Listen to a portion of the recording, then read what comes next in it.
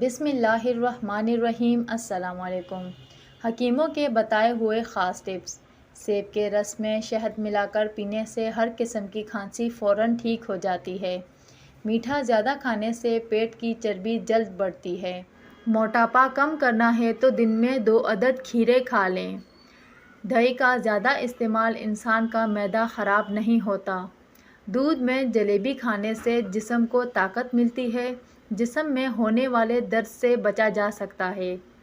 अगर जिस्म में थकन महसूस हो रही हो, ऑरेंज जूस पी लें, जिस्म में एनर्जी आ जाएगी।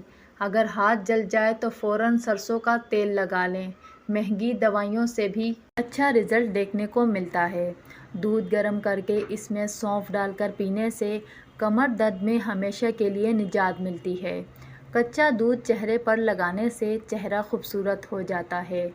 जिनको पेशाब के बाद कतरे आते हों, भुने चने और काले तिलों को दूध के साथ इस्तेमाल करें, कतरे आना बंद हो जाएंगे। सर में कंघी करने से खून की रवानी तेज़ हो जाती है। मेहंदी में नारियल का तेल शामिल करके लगाने से बाल लंबे घने होने लगते हैं। जिन लोगों को ब्लड प्रेशर लो होता है वो रोज़ाना खजूर खाएं। खजूर खाने से जिस्म में एनर्जी रहती है। सेब और चुकंदर का इस्तेमाल भी करें, इससे बेहतरीन दवा कोई नहीं। वीडियो को लाइक करें, चैनल को सब्सक्राइब करें।